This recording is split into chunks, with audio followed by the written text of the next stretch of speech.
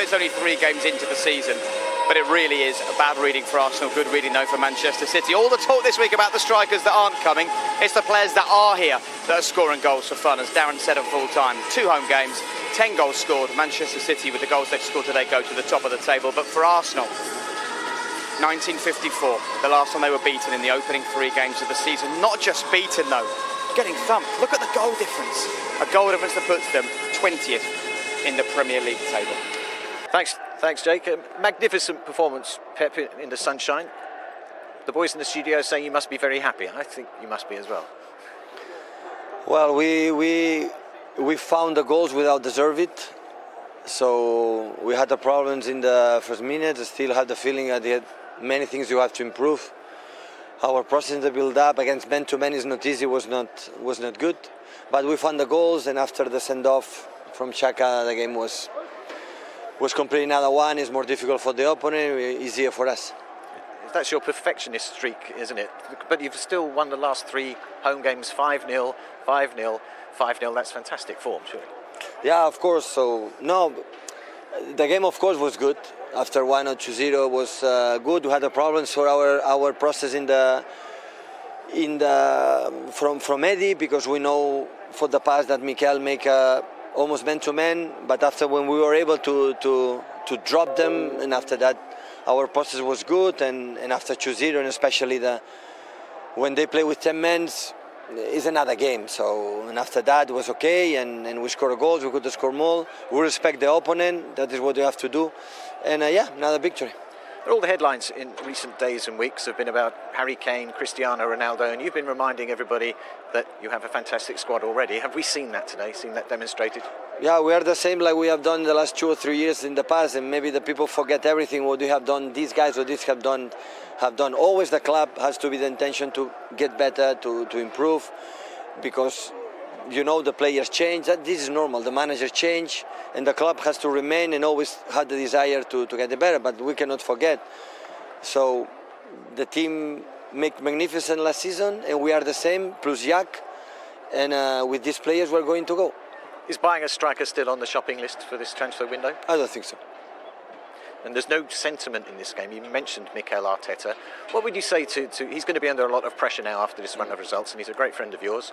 What would you say to the fans of Arsenal, just in terms of giving him time? Only I can say, listen, only I can say I worked 2 or 3 years together. What I learned from him is few times in my life I could learn many, many things. He's above or beyond a good manager.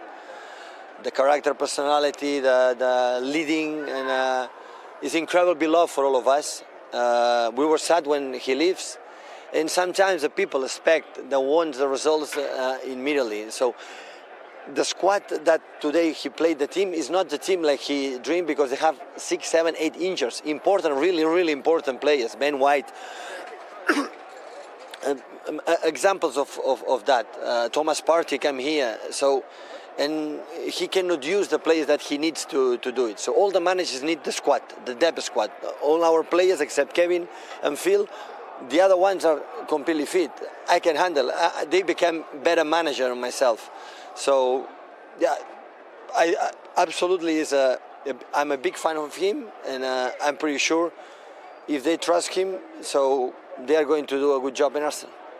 Thank you very much, Pep. You're very welcome. Thank you. Fair play. When you've got a close friend in football, you stand beside them when they need you to stand beside them. For the 3 of you as ex-players, though, listening to the things that Pep said, were you nodding your head, understanding what he was saying, or not? Well, it's a strong endorsement of what he feels about working with Arteta, but it does feel that we have a manager that almost is conducting an experiment within the games. I believe you should just keep it simple. Last week we were flip-flopping between a back 4 and a back 3. At times today, I wasn't quite certain which system we were playing. We tried to press high, and it didn't work. They played through us. In fact, down to 10 men, Arsenal were playing as if they still had 11 on the pitch. It needed a half-time team talk from the manager to say, OK, let's change it. So you wonder where the leaders are on the pitch. It's a very difficult moment for Arteta at the moment. He needs the break probably as much as anybody else to go away and take a good look at himself and see what role he's playing in all of this. Because it's definitely the players and the manager. It's not the players alone in this. And at the moment, the two are not. There's not a unity. It doesn't look like the players are really understanding what he's asking them to do. Okay, well, Mikel is going to take a good look at it, but we're going to do it first, and we're going to do it starting right now with the first goal. Yeah, there's a lot wrong with his first goal. In terms of the commitment, you can credit Arsenal. There's got 6 back in the width of the goal, and then there's 2 out wide. But it doesn't look like anyone's really trying to prevent this cross from going in the box. Yeah, Smith Rowe's out wide, but could he do more? Yes. And then as it goes in there, it's crazy to suggest not that he's been beaten, he's been out jumped, battled. He's mistimed a header in the 6-yard box. That shouldn't happen at this level. You shouldn't be mistiming headers, whether someone's behind you or not. But the fact that he hasn't opened up his body doesn't allow him to see Gundogan. It doesn't allow him to put any kind of contact and adjust Gundogan's I don't think we momentum. don't spend enough time on this, really going into the analysis, okay? We brush over this. When the ball is out wide, what you need to be aware of is your opponent, okay? So you're looking at the ball, you're anticipating where it might come, and you're opening your body up.